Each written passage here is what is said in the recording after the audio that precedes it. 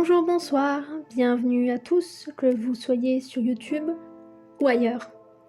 J'avais dit dans la précédente vidéo sur YouTube que j'allais alterner entre horreur et politique. Et me voilà donc à traiter un sujet très sensible, à savoir l'invasion en Ukraine.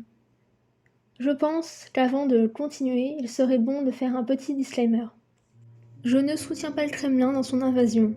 Le gouvernement ukrainien peut clairement aller se faire voir, ça ne justifie pas pour autant ce qu'a initié Poutine. Que Vladimir Poutine crève, que l'armée russe dégage du sol ukrainien et que l'annexion illégale de la Crimée cesse. Dans ce premier épisode, je ne vais pas faire de la gymnastique pour tenter de justifier les crimes du gouvernement russe. Ce que je vais faire, c'est parler de ce que j'ai remarqué concernant cette invasion. L'hypocrisie, la tolérance envers des groupuscules néo-nazis parce que ukrainiens, l'alimentation d'un sentiment anti-russe plutôt qu'anti-Poutine, et également ce qui se passe sur le terrain en Ukraine.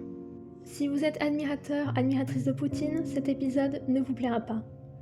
Si vous adorez Zelensky, que vous n'y voyez aucun mal à soutenir le groupe Azov, cet épisode ne vous plaira pas non plus. Et j'en ai rien à foutre.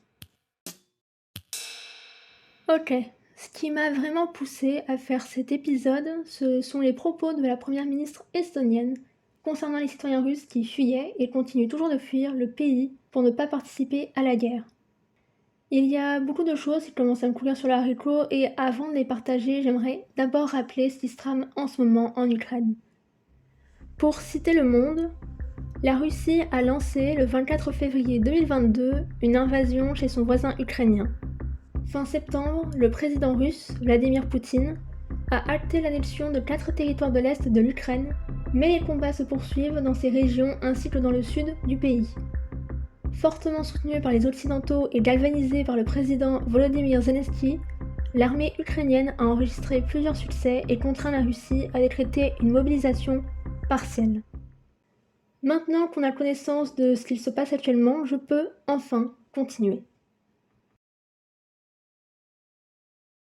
On commence à en parler de moins en moins, mais bon, ça n'empêche pas les gens de continuer à sortir des vertes et des pas mûres sur tout ce qui concerne, de près ou de loin, la guerre en Ukraine. Chaque citoyen est responsable des ailes de leur État, et les citoyens russes n'échappent pas à la règle. Ainsi, nous ne donnons pas l'asile aux hommes russes qui fuient leur pays. Ils devraient s'opposer à la guerre. Ce sont les propos de la première ministre estonienne, et ils sont tellement problématiques que je ne sais pas par où commencer. Je tiens d'ailleurs à préciser que ces propos datent de septembre 2022, mais bon, c'est toujours problématique. Ça reste problématique. Déjà, ce qu'a affirmé la première ministre estonienne est raciste. Oui, raciste dans le sens où c'est discriminant. Déjà, dire que chaque citoyen est responsable des actes de leur État, c'est complètement absurde. Les citoyens ne sont pas responsables des actes de leur État, parce qu'elles sont inférieures à l'État. Et elles sont contrôlées par ce même État, et c'est encore pire sous une dictature. Comment est-ce que tu peux être responsable des actes d'une personne qui est censée être au-dessus de toi? C'est comme dire qu'un employé est responsable des actes de son patron, ça n'a aucun sens. Et aussi, qu'est-ce que ça veut dire, ça? Que puisque les citoyens russes n'ont toujours pas détruit le régime, il y a le mérite de s'en prendre plein la poire, et elles peuvent aller se faire foutre? C'est une rhétorique qu'on retrouve pour justifier le mauvais traitement des réfugiés afghans et syriens, entre autres. Et je vais citer les propos de Jihad al-Haq sur Twitter à ce sujet qui sont vraiment pertinents. Je cite.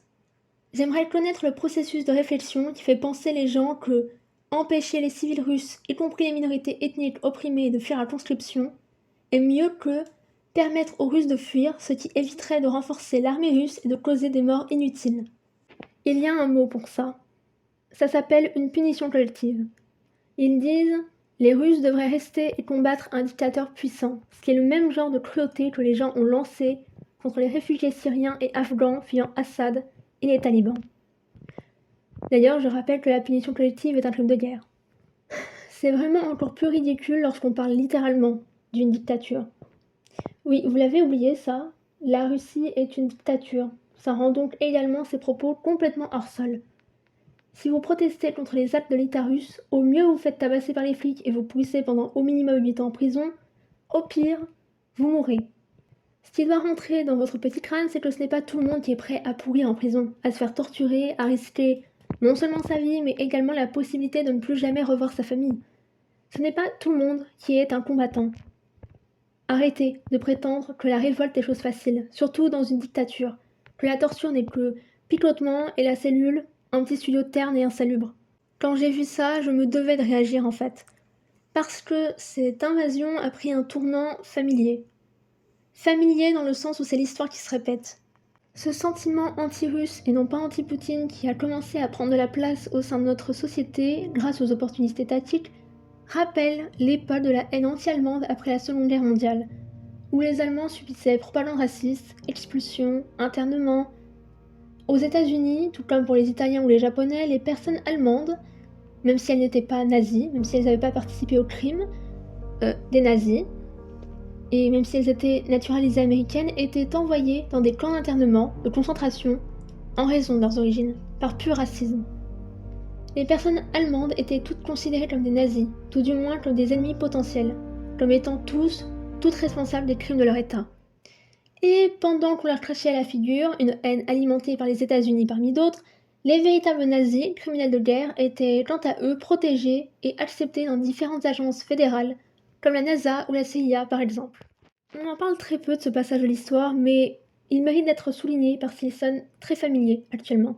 On peut aussi parler de cette hypocrisie, de ce cirque otanien qui se révèle avec l'invasion, où les États se limitent à des illusions d'action telles que des sanctions dont l'efficacité a pu être démontrée avec l'Iran par exemple, alors qu'ils ne se sont pas empêchés de faire beaucoup plus lorsqu'il s'agissait d'autres dirigeants, principalement des ennemis autoproclamés du capitalisme et de l'impérialisme américain. Aujourd'hui, les différents membres de l'OTAN se confondent en excuses pour justifier ce manque d'action. Il est vrai que lorsqu'il est question de réellement sauver des vies, les pays européens et les États-Unis se font profil bas. On l'avait bien vu avec le génocide des Juifs, des Roms, des personnes handicapées et LGBTQ+, perpétré par les nazis. Bien avant le début de la Seconde Guerre mondiale, on savait ce qui se passait en Allemagne à cette époque. Pourtant, les réfugiés européens rescapés du nazisme n'étaient pas acceptés aux États-Unis. Pire, ils étaient considérés comme une menace pour la sécurité nationale. Bref, le monde était complice de l'Allemagne nazie et le sauvetage des victimes a toujours été passé au second plan. Et c'est exactement ce qui se passe aujourd'hui. Pourquoi est-ce que le monde ne réagit que maintenant concernant Poutine ? Pourquoi est-ce que c'est que maintenant qu'on réalise qu'il est un criminel de guerre et un dictateur ? Quand il bombardait et continue toujours de bombarder la Syrie, quand il copinait et copine toujours avec Assad, un autre dictateur et criminel de guerre, quand il envoyait ses mercenaires néo-nazis dans différents pays d'Afrique pour défendre et protéger ses intérêts, quand il emprisonnait et ordonnait des assassinats à l'encontre de ses opposants et dissidents politiques, pourquoi est-ce que tout le monde fermait les yeux ? Pourquoi est-ce que tout le monde passait outre ? En fait, maintenant que j'y pense, tout comme à l'époque, l'Occident réagit uniquement lorsque son intégrité et ses intérêts sont en danger. Mais il y a aussi autre chose. Un scandaleux deux poids, deux mesures. Parce que, pourquoi est-ce que l'altruisme à l'encontre des personnes qui fuient la guerre, des réfugiés, se présente uniquement lorsqu'ils sont blancs et européens ? Quand il s'agissait d'accueillir les réfugiés syriens ou afghans, on faisait de la gymnastique pour tenter de défendre le fait de les expulser et de les maltraiter. Là où on offre des tentes aux réfugiés ukrainiens, on déchiquette à Calais les tentes des réfugiés afghans et syriens. Tout en voulant le peu qu'ils ont, sans les déplacer ailleurs, Non, on les rend juste plus précaires qu'ils ne l'étaient déjà.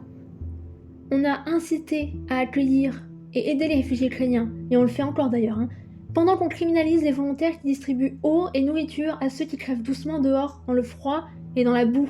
Le 29 décembre 2022, le Conseil d'État a validé le refus de protection des étrangers venant d'Ukraine et réfugiés en France. C'est-à-dire que la plus haute juridiction administrative française a validé le refus d'accorder aux étrangers ayant fui l'Ukraine la même protection temporaire qui est accordée aux réfugiés ukrainiens, et qui permet aux Ukrainiens de percevoir une allocation en France et d'y travailler pendant 6 mois renouvelables. La raison, l'absence d'arrêté spécifique des autorités françaises. Et on veut vraiment nous faire croire que la France est le pays des droits de l'homme ? C'est purement raciste. Et le pire, c'est qu'on ne s'en cache même pas. Pour citer l'Orient 21, les politiques gouvernementales occidentales ont créé un système de sélection des réfugiés basé sur l'origine ethnique et la religion. Mais vraiment, quand la population syrienne mourait et continue toujours sous les bombes de Poutine, personne ne disait rien. Par contre, dès que les victimes sont blanches, là tout le monde réalise soudainement que Poutine est une énorme merde. Et d'ailleurs, je sais que tous les Ukrainiens ne sont pas blancs, blonds aux yeux bleus, mais dans l'imaginaire collectif, ils le sont. Tout comme avec la Suède, dans l'imaginaire collectif, les gens ressemblent à PewDiePie, même si on sait tous que ce n'est pas réellement le cas. Et c'est ça justement qui réveille l'humanisme des gens. Quand c'est des blancs, c'est grave. Quand c'est des non-blancs, c'est banal. On a abandonné le peuple syrien face à l'allié russe de Assad, en fermant les yeux sur ses crimes et en maltraitant ses rescapés, pour au final faire à la population ukrainienne ce qu'on aurait dû faire dès le début avec ces personnes. Ce deux poids deux mesures est affligeant. On remarque d'emblée l'hypocrisie occidentale. On regagne uniquement notre humanité lorsque les personnes touchées sont des personnes blanches occidentales. Même en Ukraine, on a pu apercevoir un traitement de faveur. Les Ukrainiens blancs avaient la priorité. Même si les personnes non blanches étaient déjà à bord, on les jetait dehors pour céder la place aux Ukrainiens blancs. Tout comme ailleurs en Occident, les réfugiés ukrainiens blancs ont un traitement de faveur. Les personnes non blanches, notamment les étudiants et réfugiés, ont subi des violences policières de la part des autorités ukrainiennes. C'est affreux, et le fait de ne pas en parler, de fermer les yeux sur ces actes est une énième violence. On ne peut plus noter les imperfections de l'Ukraine. Si on ose émettre une critique concernant l'Ukraine, on se fait accuser des pires immondices. Vraiment, si on ose noter les faits, on se fait traiter de propagandiste pro-Poutine. Mais c'est quoi ce bazar? Ce n'est pas parce que l'Ukraine subit une invasion que je vais commencer à idolâtrer Azov, ou que je vais fermer les yeux sur le néonazisme ambiant au sein de l'armée en plus de la société ukrainienne. Parce que rappeler les faits qui ont été observés bien avant le début de l'invasion initiée par l'hypocrite qui est Poutine, voyez le groupe Wagner, ce n'est pas faire de la propagande ou choisir un camp. C'est de rester droit dans ses bottes. Je suis contre l'extrême droite. Jamais, et peu importe la situation, je choisirai de m'allier à mon ennemi. Ce n'est pas parce que l'Ukraine est envahie que je vais alors jeter mes valeurs anarchistes et antifascistes, anti-néo-nazis, pour lécher les bottes de Zelensky ou des racleurs d'Azov. Non mais sérieusement. Et connaissez-vous le pire? C'est que j'ai une petite appréhension à dire clairement ce que je pense. Parce que maintenant, et vu qu'on est sur internet et qu'ici les nuances n'existent pas, la vie c'est toujours soit tout blanc, soit tout noir, et ben, c'est pas impossible qu'on attrape ma veste à cause de mes propos en fait. D'ailleurs, le fait de ne pas voir les nuances dans le monde internet, est-ce qu'on peut en parler 2 petites minutes? Pourquoi le fait de ne pas fantasmer sur Zelensky et de ne pas l'idolâtrer comme presque tout le monde suite à l'invasion fait automatiquement de moi une pro-Poutine? J'ai vu des gens appeler d'autres personnes qui osaient, horreur, critiquer le gouvernement et ou l'armée ukrainienne de pro-Poutine, de trolls russes. Mais ça va pas. Si je commence à critiquer le Hamas ou le djihad islamique, ça fait alors de moi une ardente défenseuse de l'apartheid israélien? C'est ridicule. Lindsay Snail, journaliste spécialisée dans tout ce qui concerne l'Asie de l'Ouest et l'Afrique du Nord, s'est vue être traitée de troll pro-russe parce qu'elle avait partagé un article sur le problème néo-nazi, qui est réel et qui subsiste au sein de l'armée ukrainienne. Alors que c'est un problème qui a été remarqué bien avant l'invasion. Le 4 août 2022, Amnesty International publie un rapport dénonçant certaines tactiques de l'armée ukrainienne qui mettent en danger la population civile. Et là, c'est le drame. J'ai vu une publication sur Twitter qui résume assez bien ce que les gens en ont conclu de ce rapport et qui démontre également que personne ne s'est décidé à jeter un coup d'œil à ce dit rapport. Voici le tweet. Le rapport d'Amnesty sur l'Ukraine est une grosse blague. En vérité, il impute les bombardements de civils à l'armée ukrainienne. Je ne dis pas qu'il n'y a pas eu d'abus potentiels, mais ils ont totalement exclu la Russie de toute responsabilité. À quoi joue Amnesty? Les crimes de guerre doivent être dénoncés, sauf qu'on dit à l'armée ukrainienne qu'elle est responsable de la guerre, ce qui n'est pas le cas. Voilà, donc tout de suite, tout le monde accuse Amnesty de faire de la propagande pro-Poutine, de soutenir la Russie dans son invasion. Et je vais revenir sur la dernière phrase du tweet, où la personne affirme qu'Amnesty imputerait la guerre à l'armée ukrainienne. C'est complètement faux. Quand j'ai vu le tweet, je savais directement que la personne qui l'avait publié n'avait absolument pas lu le rapport en question. Je vais résumer le rapport, si vous voulez le lire complètement, vous pouvez le retrouver sur le site d'Amnesty International, il est disponible en anglais et en français. Certaines tactiques de combat de l'armée ukrainienne mettent en danger les civils, notamment en installant des bases militaires dans des zones résidentielles, y compris des écoles et des hôpitaux. en lançant des attaques depuis des zones civiles peuplées également. Et d'ailleurs, dans le rapport, il est précisé que, je cite, « Ces violations ne justifient en rien les attaques aveugles de la Russie qui ont tué et blessé d'innombrables civils. » Voilà, et je tiens aussi à rappeler à quel point c'est ignorant de sous-entendre qu'Amnesty ne s'est jamais intéressé aux crimes de l'armée russe, quand elle documente depuis le début les crimes de guerre commis par l'armée du Kremlin. Et je dis ça parce que j'ai vu des gens sous-entendre ça, en fait, ou voire carrément dire ça, en fait. Donc c'est pour ça que je le précise, en fait. C'est vraiment ignorant, c'est ridicule. La seule chose qu'on pourrait reprocher à Amnesty, c'est de ne pas avoir collaboré avec sa section ukrainienne.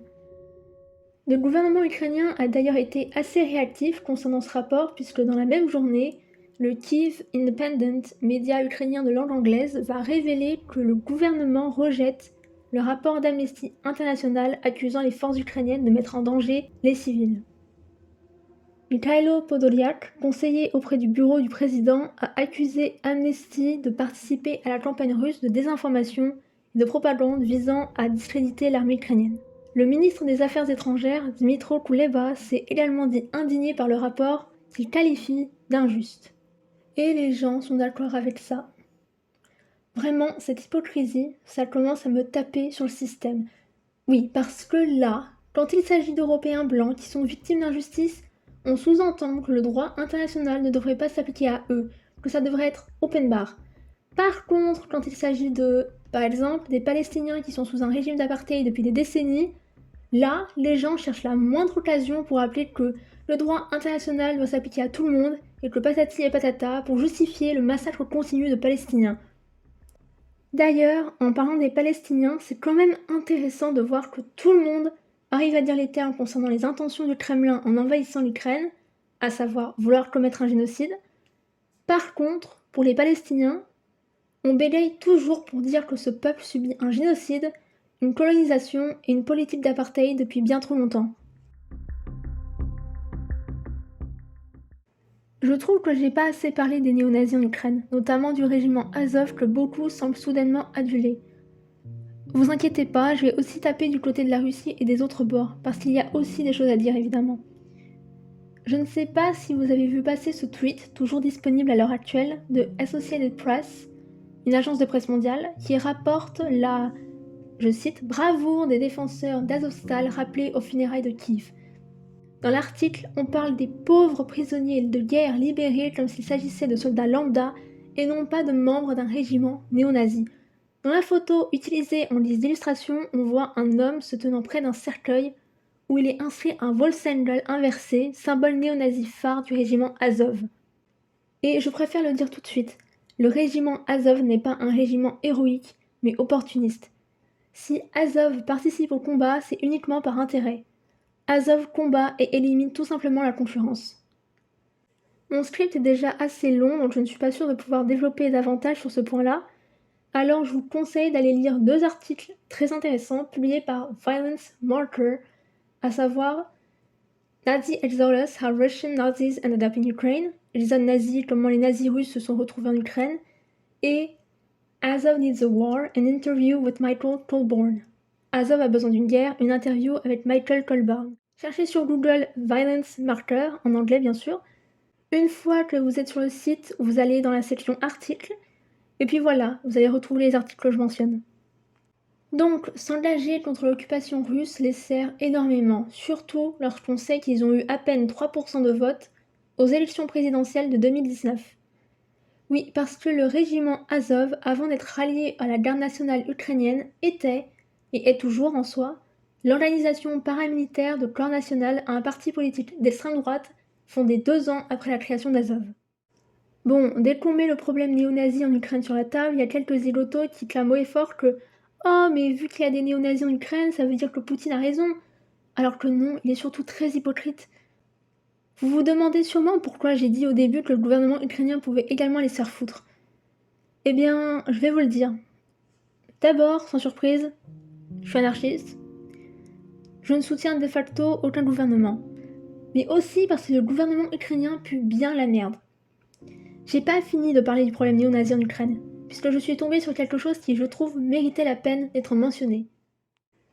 Dans un article publié dans l'Atlantic Council et titré «L'Ukraine a véritablement un problème néo-nazi» énoncé par Russia Today qui a rédigé ce titre, Josh Cohen, ancien chef de projet pour l'Agence des États-Unis pour le développement international, j'en parlerai de ça aussi parce qu'il y a des choses à dire sur l'USAID, partage une découverte faite par une chaîne de télévision ukrainienne. En effet, Hromadske Radio révèle en juin 2018 que le ministère ukrainien de la Jeunesse et des Sports allait financer des milliers de dollars à un groupe d'extrême droite responsable d'une série d'attaques contre la communauté LGBTQ+, et la communauté rom, nommée C14.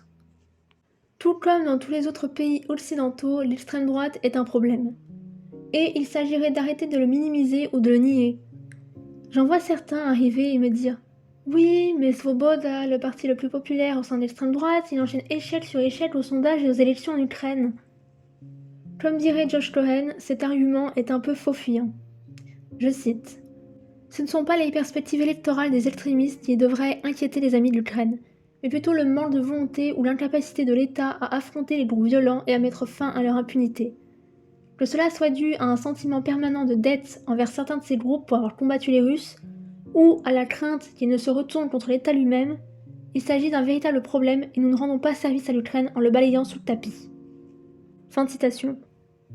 Personnellement, cet argument de « oui, mais l'extrême droite n'a pas de bons scores électoraux, donc OSEF », je le trouve franchement moyen. Une chose qui peut être démontrée au cours de notre histoire, c'est que le fascisme et le nazisme n'arrivent pas au pouvoir au travers des urnes, mais au travers de la passivité de la masse et de la propagande. Si dans ce grand bâtiment que nous nommons l'Assemblée, nous nous sommes retrouvés avec une grande quantité de sénateurs et sénatrices appartenant au parti héritier du nazisme, si dans nos médias, la parole des fachos est encore plus libérée, si la haine et l'obsession d'origine coloniale et orientaliste autour des musulmans, et plus particulièrement des musulmanes, qui nous rappellent d'ailleurs un horrible passage de notre histoire, est d'autant plus déguisée sous l'étiquette de simple avis, critique, voire même de défense de la laïcité, c'est bien parce qu'on laisse faire. Je vais pas m'avancer davantage sur le sujet, et de toute façon c'est un peu hors sujet, donc revenons-en à l'Ukraine. Dans son article, Josh Cohen a un discours très social-démocrate, vous voyez ? Donc je vais ajouter une chose à propos de la supposée incapacité de l'État à mettre fin à leur impunité. Concernant l'État ukrainien, dès 2014, le néonazisme était toléré. Parlons-en un petit peu plus du régiment Azov. Selon un article d'Al Jazeera, Azov est une unité militaire d'infanterie d'extrême droite, entièrement volontaire, dont les membres sont estimés à 900. Bon, aujourd'hui, le nombre d'effectifs au sein de ce régiment a augmenté, passant de quelques centaines de soldats à 3500 à 5000 soldats. Il s'agit d'une unité ultranationaliste, néo-nazie, suprémaciste. Elle a été initialement formée en tant que groupe de volontaires en mai 2014 à partir du gang ultranationaliste Patriot of Ukraine et du groupe néo-nazi Social National Assembly. Ces deux groupes sont xénophobes, néo-nazis et sont responsables de plusieurs agressions sur des réfugiés, à l'encontre de la communauté rom et aussi sur des opposants. En tant que bataillon, le groupe a combattu sur les lignes de front contre les séparatistes pro-russes à Donetsk, la région orientale de l'Ukraine. Juste avant de lancer l'invasion, Poutine a reconnu l'indépendance de deux régions du Donbass tenues par des rebelles. Quelques mois après avoir repris la ville portuaire stratégique de Mariupol aux séparatistes soutenus par la Russie, l'unité a été officiellement intégrée à la garde nationale ukrainienne le 12 novembre 2014 et a suscité les éloges du président de l'époque, le corrompu Petro Porochenko. Lors d'une cérémonie de remise de prix en 2014, Porochenko a déclaré qu'il s'agissait de, je cite, « leurs meilleurs guerriers, de leurs meilleurs volontaires ». Et cette tolérance du régiment de la part du gouvernement ne s'est pas évaporée depuis que Zelensky est au pouvoir. Sur Twitter, la garde nationale ukrainienne a tweeté une vidéo, supprimée depuis bien qu'elle soit restée longtemps sur la plateforme, montrant des combattants d'Azov enduisant soi-disant leurs balles de graisse de porc pour les utiliser prétendument contre les Tchétchènes, déployés en Ukraine pour soutenir la Russie. Les Tchétchènes sont majoritairement musulmans. En plus de ne pas être des héros, ce sont aussi des hypocrites. Azov est connu pour être soi-disant anti-russe, pourtant il semblerait que leur russophobie disparaît lorsque l'ennemi se révèle être un petit néo-nazi, fasciste, suprémaciste, bref du même bord politique qu'eux.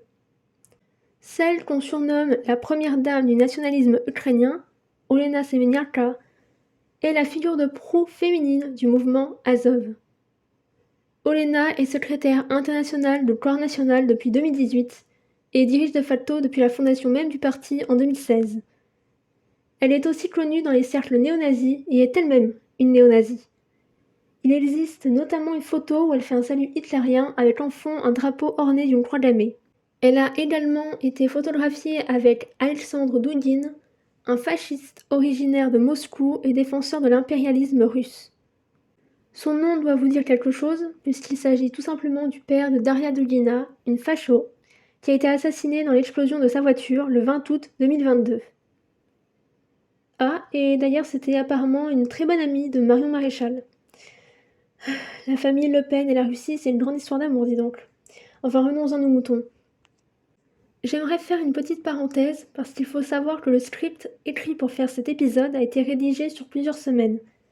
Et comme il s'agit toujours d'un sujet d'actualité, où on voit plusieurs développements au fil du temps, j'ai évidemment dû modifier mon texte en fonction de l'évolution de la guerre. Parenthèse fermée. Ça me permet d'enchaîner avec un événement survenu il y a quelques mois maintenant.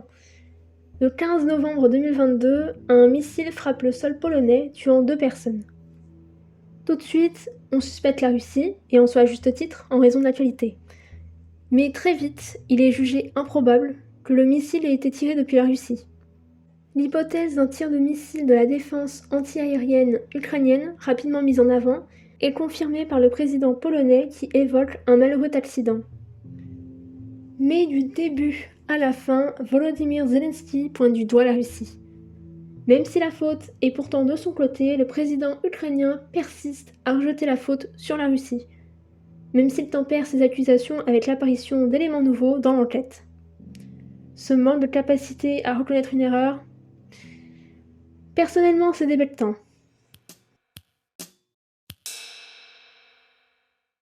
Bon, je pense que j'ai assez craché de ce côté-là. Alors c'est parti pour tacler du côté du Kremlin.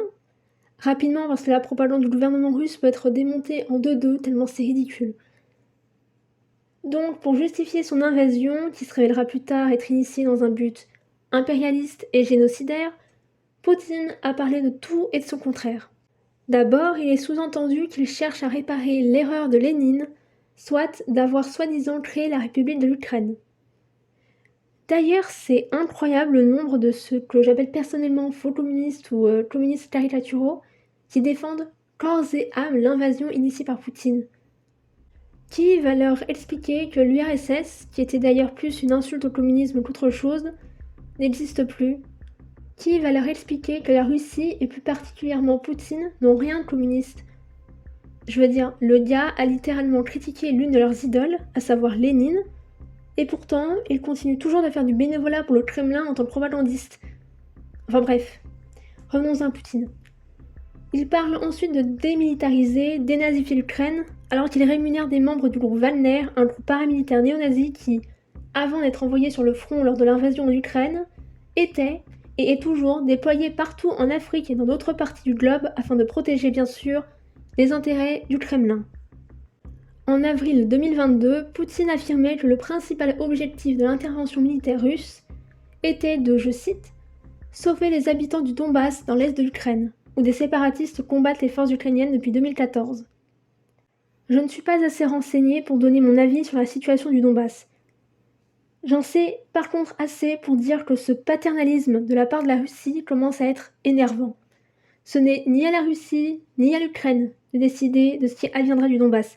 C'est aux locaux à qui cette décision revient et à personne d'autre. Je vous avais dit que ça allait être rapide. On a parlé de Zigoto tout à l'heure, et je pense que c'est le moment de parler des Américains. Enfin, je suis peut-être pas très juste, parce que ceux que je surnommais il y a 2 secondes d'adeptes du communisme caricatural, donc comprendre staliniste, marxiste-léniniste, vous voyez le genre, se trouvent aussi ici en France. Alors, que disent les admirateurs des grosses merdes, figures de proue du communisme, et de Assad, Kadhafi et Winnie l'ourson? Eh bien, selon ces gens, l'invasion de l'Ukraine est de la faute de l'OTAN. Plus particulièrement de, est-ce que je vous laisse deviner, leur pays, les États-Unis.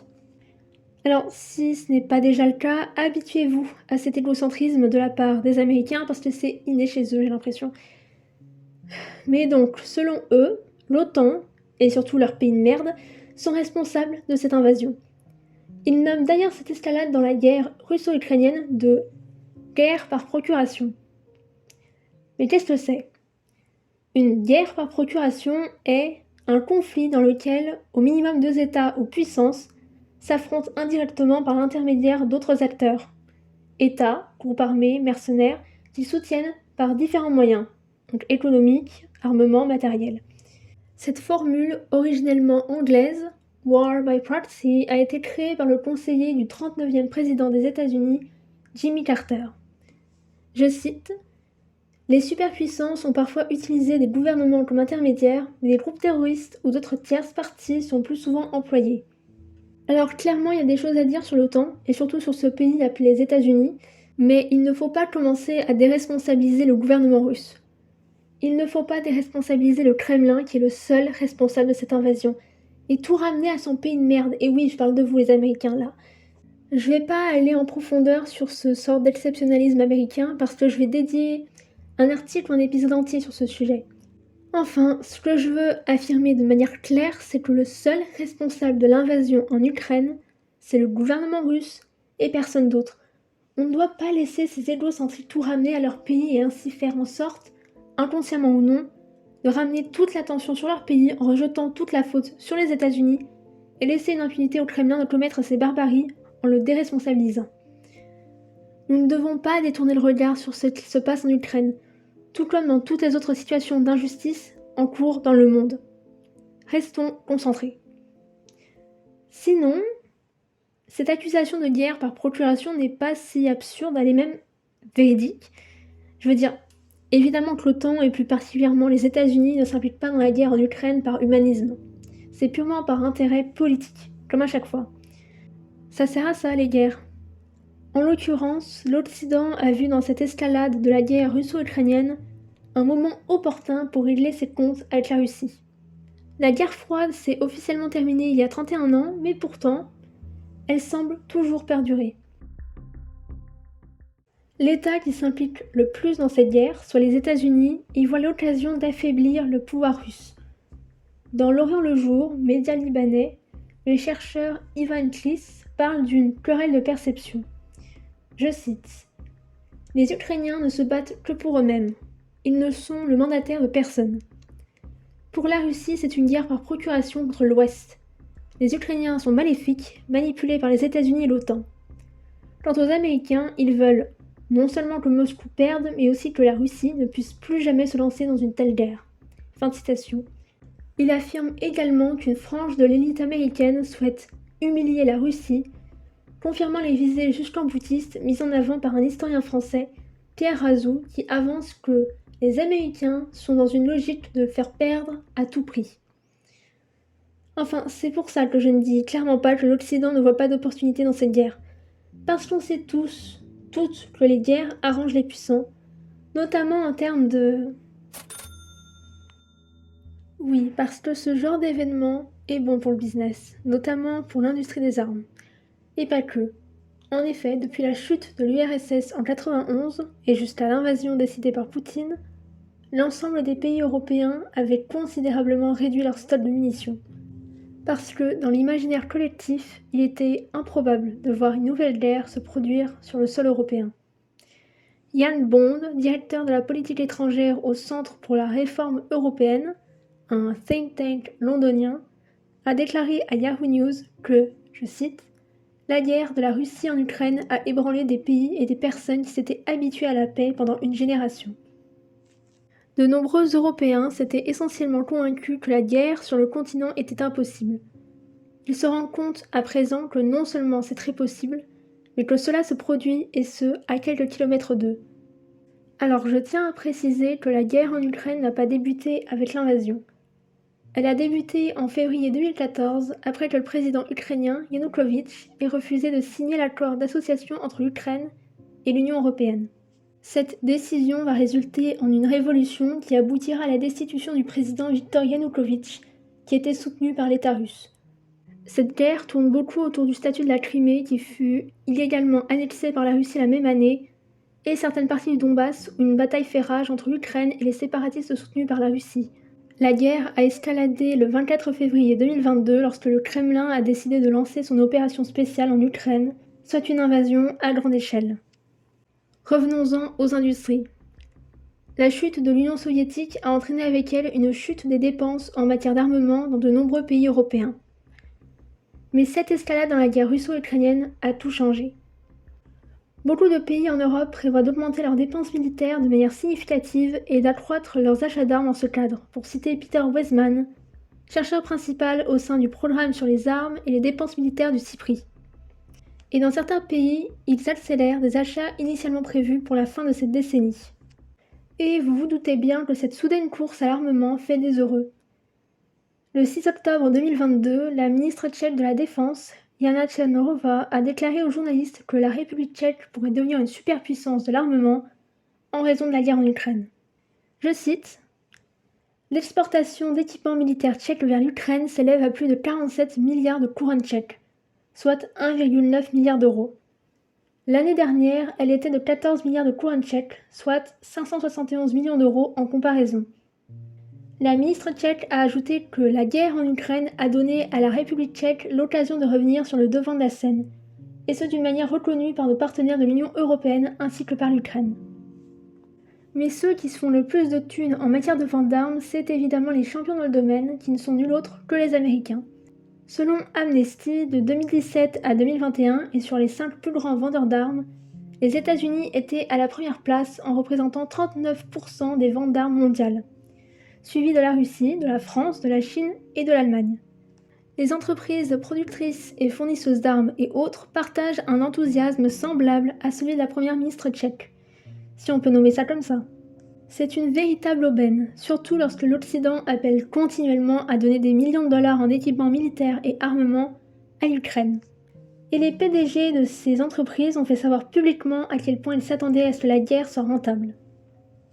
Un mois avant l'invasion, Gregory Hayes, PDG de Raytheon, a déclaré qu'il s'attendait à ce que nous, Raytheon, en tirons des bénéfices.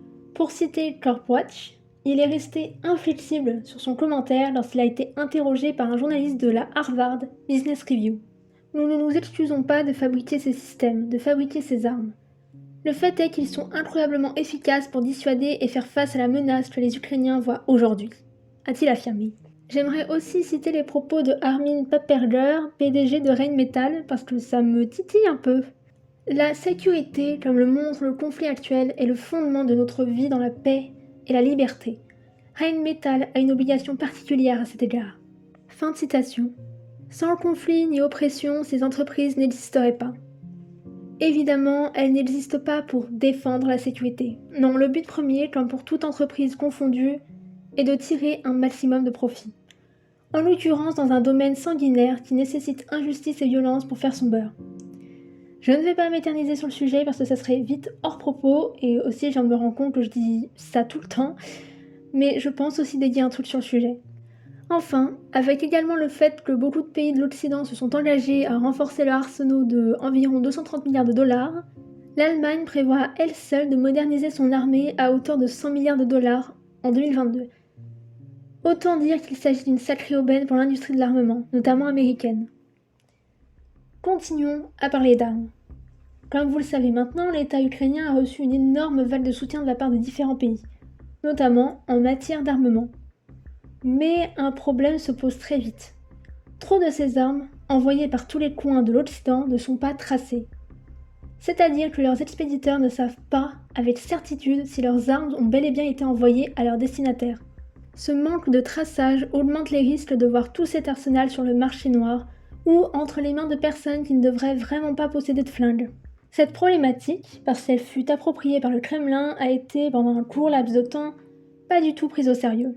Par exemple, chez Reuters, média américain, on a sous-entendu qu'il s'agissait de propagande russe. Mais que dire si le chef d'Interpol, Jürgen Stock, s'en inquiète aussi ? Dans la version anglophone du journal Le Monde, on peut y lire que l'inquiétude s'étend dans beaucoup de capitales occidentales. Et je cite : « Les capitales occidentales s'inquiètent d'un manque de transparence de la part des forces ukrainiennes concernant la traçabilité des livraisons. ce qui pourrait conduire à un trafic d'armes. Fin citation. Ce qui est envisagé comme étant un risque est de voir des criminels profiter de cet envoi massif d'armes en tout genre, en alimentant un trafic d'armes. Personnellement, un autre risque devrait être considéré, c'est de voir l'extrême droite renforcer son arsenal avec ses armes qui ne sont pas toujours bien tracées. Par exemple, Azov, un régiment ouvertement néo-nazi, je le rappelle, est aujourd'hui un régiment de la garde nationale de l'Ukraine. En outre, Azov est toléré par le gouvernement ukrainien malgré l'idéologie promue par ses fondateurs et beaucoup trop de ses membres. Et étant donné que Azov s'implique dans la guerre, le bataillon a également été approvisionné en armes. Bien avant l'invasion, en 2018 plus précisément, plusieurs activistes avaient demandé au régime d'apartheid israélien de mettre fin aux exportations d'armes vers l'Ukraine parce que certaines d'entre elles se retrouvaient entre les mains de néo-nazis combattant au sein des forces ukrainiennes. Ces mêmes néo-nazis que tout le monde adule et défend aujourd'hui. Dans l'article de L'Orient le Jour que j'ai cité auparavant, il est écrit que l'Union européenne aurait une position un peu plus modérée que les États-Unis. On a bien vu auparavant que ce n'était pas vraiment correct. Modéré avec Poutine peut-être, mais pas avec les Russes en tout cas. D'ailleurs, j'ai parlé de sentiments anti-russes plutôt qu'anti-Poutine. Il est peut-être temps d'élaborer un petit peu plus sur le sujet. Cette invasion a déclenché une vague de panique envers tout ce qui était russe. Littéralement. En fait, tout comme pour la pandémie de Covid-19 qui débuta à Wuhan en Chine, et où on a vu une hausse de sinophobie, de haine anti-chinoise, l'invasion initiée par Poutine a résulté chez les gens à faire des amalgames poussant carrément au ridicule. Par exemple, la Maison de la Poutine, restaurant canadien, s'est vue être saturée d'appels remplis de menaces de mort et d'insultes à cause de son nom.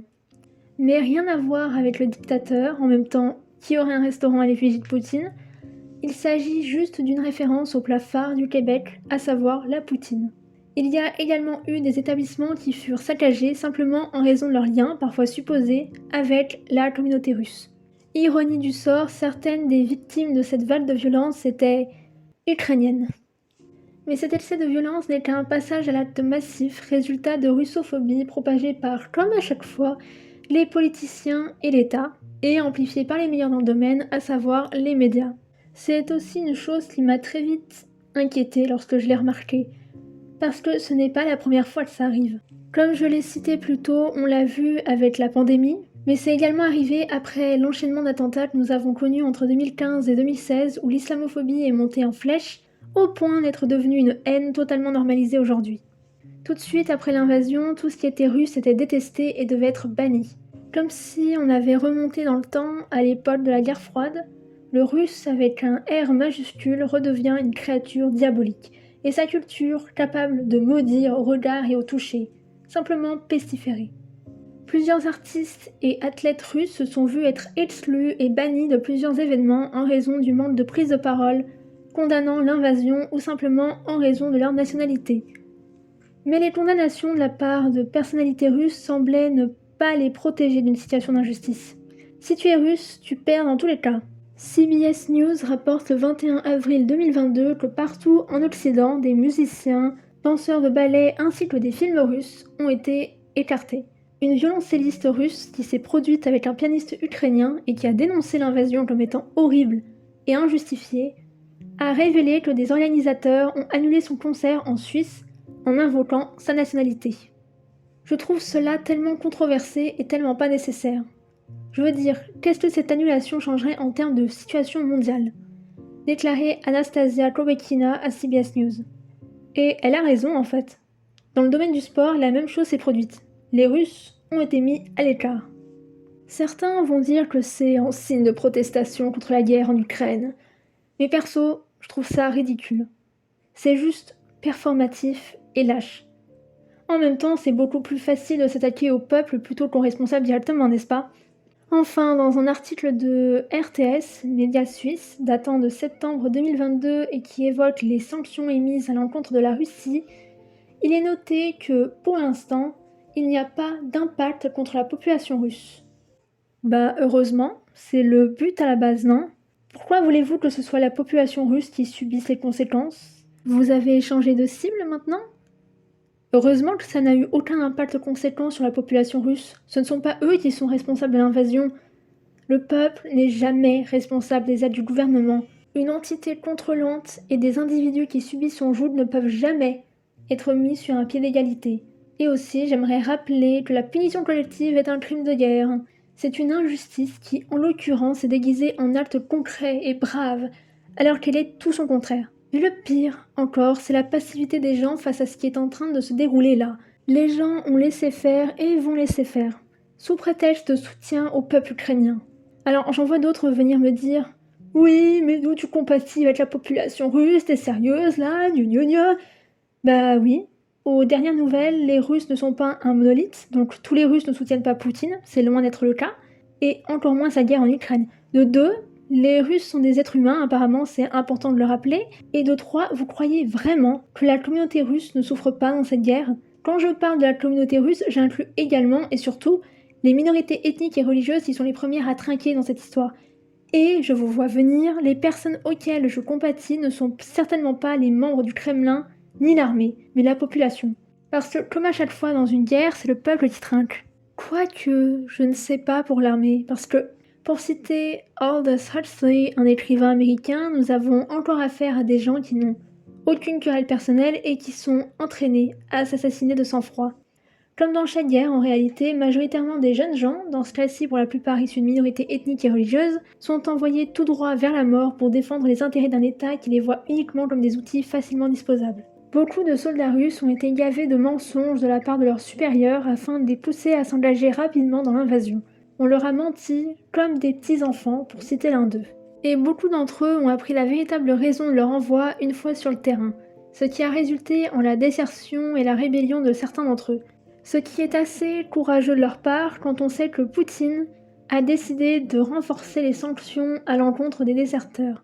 Et ce n'est pas les 10 ans de prison que risquent ces derniers qui importent, mais ce qu'ils risquent de subir en prison durant toutes ces années s'ils se font arrêter et condamner. Certains soldats, lors d'appels avec leurs proches, révèlent une réalité bien différente que celle présentée à leur famille en Russie, au travers de la propagande étatique.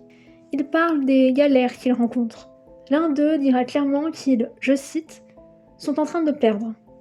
L'armée ukrainienne est bien mieux équipée que l'armée russe et a beaucoup plus d'avantages sur l'armée russe, contrairement à ce qui est affirmé sur la chaîne du Kremlin. L'armée russe est désorganisée, comme l'avouera un soldat à un proche, révélant que l'armée de l'air russe a, à un moment donné, bombardé ses propres soldats. Ils confessent à leurs proches les crimes de guerre qu'ils ont commis, crimes qui sont niés publiquement par l'État et ceux chargés d'ordonner de commettre ces horreurs. Ils parlent des civils qui les ont tués. Mais pourquoi ne pas les avoir pris en tant que prisonniers ? Demande la petite amie d'un soldat prénommé Sergueï. On aurait alors dû les nourrir et on n'a déjà pas assez de nourriture pour nous nourrir, tu vois. Ils nous ont dit que là où nous allons, il y a beaucoup de civils aux alentours. Et ils nous ont donné l'ordre de tuer toutes les personnes que nous croisons, raconte Sergueï à sa copine. Mais pourquoi ça ? Dit-elle en retour. Parce qu'ils pourraient révéler nos positions, c'est ce qu'on va faire apparemment. Tuer tout civil qui passe et le traîner dans la forêt. Je suis déjà devenu un meurtrier, c'est pourquoi je ne veux plus tuer de gens, surtout ceux que je vais devoir regarder droit dans les yeux. Fin citation. Bon, je suis devenu un meurtrier. J'ai envie de dire que c'est un peu le principe. Un soldat, si on y réfléchit bien, c'est juste un tueur de masse, un tueur à gages. Tu t'es un peu engagé pour ça, mec. Mais bref. Alors, attention, je ne cherche pas à victimiser l'armée russe. Il y a des troufions qui sont au courant de ce qu'il en est réellement de cette opération spéciale et qui s'en réjouissent. J'ai déjà dit que les néo-nazis se trouvaient dans tous les camps après tout. Ce que je cherche à faire, c'est de rappeler la réalité de la guerre. On ne peut jamais résumer ce genre de situation de façon dichotomique, en mode méchant contre gentil. En l'occurrence, on a un impérialiste, génocidaire, des victimes collatérales, des profiteurs et des pions. L'impérialiste est évidemment le Kremlin, les victimes, le peuple ukrainien, les victimes collatérales, la communauté russe, les profiteurs, ai-je vraiment besoin d'en faire un dessin, et puis les pions, soit les soldats. En parlant de soldats, qu'en est-il des prisonniers de guerre, que ce soit du camp ukrainien ou russe ? Eh bien, des deux côtés, des faits inquiétants ont été constatés. Pendant qu'il s'agit d'un fait avéré que l'armée russe commet des crimes de guerre, parmi d'autres atrocités à l'encontre des prisonniers de guerre ukrainiens tels que des massacres, les attaques aveugles, l'usage du viol comme une arme de guerre, la torture, Dans le cadre des atrocités, ça n'a rien à voir avec les prisonniers de guerre, mais c'est l'occasion de mentionner la déportation forcée de centaines de milliers de personnes ukrainiennes de leur pays et également des adoptions forcées d'enfants ukrainiens, ce qui confirme l'intention génocidaire derrière cette invasion. Mais donc, concernant l'armée ukrainienne, on est toujours sur des allégations jugées crédibles, parce que ce qui doit être fait peine à se faire. Le nécessaire, à savoir enquêter sur ces allégations sérieuses, se fait attendre. Nous parlons pourtant de torture, d'avoir été battu notamment avec des matraques et des marteaux en bois, d'avoir reçu des coups de pied, des décharges électriques avec des tasers et une chose appelée tapik. On parlait également de mauvais traitements, principalement lorsque les soldats devenus prisonniers de guerre ont été capturés, interrogés pour la première fois ou transférés dans des camps de transit et des lieux d'internement. Il y a également des prisonniers de guerre russes, donc détenus par les forces ukrainiennes, qui ont rapporté des cas d'exécution sommaire, ce qui semble être véridique au vu de preuves vidéo rendues publiques en mars 2022 montrant des membres des forces ukrainiennes torturer des soldats russes capturés, notamment en leur tirant dans la jambe. Une autre vidéo, filmée par ce qui semble être une personne du côté de l'armée ukrainienne, montre un soldat russe à terre, gisant dans une mare de sang et respirant avec difficulté aux côtés de camarades décédés. L'un des membres des forces ukrainiennes, en réalisant que l'un des soldats russes était encore en vie, va s'exclamer, je cite, « Il est encore en vie. Filmez ces maraudeurs. Regardez, il est encore en vie. Il allait. » Un soldat va alors lui tirer 2 balles dans la tête. L'homme à terre touché continue de bouger, alors le soldat va tirer de nouveau, le tuant finalement. On entend ensuite un homme crier « Gloire à l'Ukraine » et un autre répondre « Gloire aux héros ». Les hommes vivants dans la vidéo portent les couleurs ukrainiennes, soit bleu et jaune, sur leurs bras. L'homme exécuté avec une veste couvrant sa tête était aux côtés de 3 autres hommes en tenue de camouflage, dont un avec une blessure à la tête et les mains attachées derrière le dos, gisant tous dans une mare de sang, morts. Les cadavres portent des brassards blancs, ce qui est la couleur des troupes russes. À quelques mètres de ces derniers se trouve un véhicule de combat d'infanterie BMD-2 qui est utilisé par l'unité aéroportée russe. Je tiens à dire que, un peu malgré moi, j'ai vu cette vidéo. Et je tiens à faire un petit aparté, c'est sûrement dû à mon hypersensibilité, je sais que presque tout le monde dit ça, mais dans mon cas je suis réellement hypersensible, mais c'est toujours compliqué pour moi de voir ce genre de vidéo, dans le sens où je ne peux aucunement célébrer le meurtre de quelqu'un, et ce, peu importe le contexte, même s'il s'agit de l'oppresseur, vraiment de l'oppresseur avec un O majuscule, je ne peux pas voir une telle vidéo et célébrer. Par exemple, j'étais tombée sur une vidéo montrant les derniers instants d'un soldat turc avant qu'il ne se fasse tuer par, je crois, des militants du PKK. Et c'est dur pour moi de voir ce genre de choses parce que je ne peux pas m'empêcher de me mettre à la place de ces gens-là. Et en l'occurrence, on voit un homme blessé, respirant avec difficulté, donc j'imagine qu'il était en train de souffrir, se prendre des balles avant de finalement mourir. Et puis, imaginez ce qui s'est passé avant pour arriver à ça, c'est horrible aussi. Voir ses camarades, ses amis se faire tuer, ou plutôt exécuter si on en croit au fait que l'un d'eux ait les mains liées, c'est terrifiant. Ça me touche parce que c'est la réalité, ce n'est pas un film ou un court-métrage, c'est réel. Genre, les gens que j'ai vus dans ces vidéos ne sont plus, ils n'existent plus.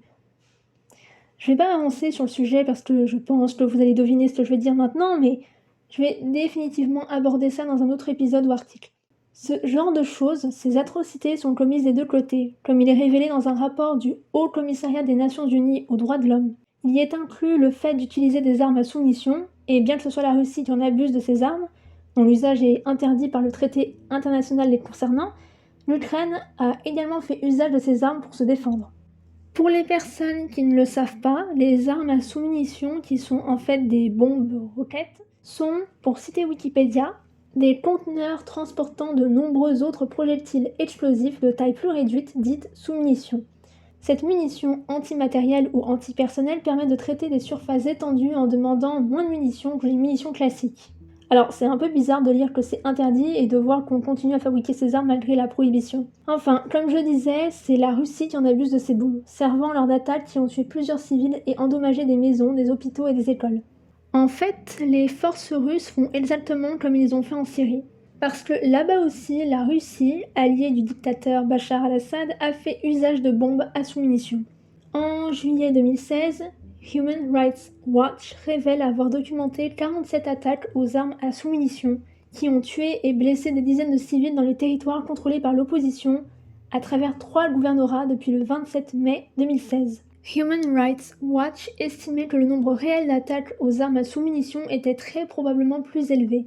Et d'après ce qu'on peut lire sur le site de l'organisation, encore en 2022, les enflures de dictateurs continuent d'utiliser ces armes et de faire des victimes.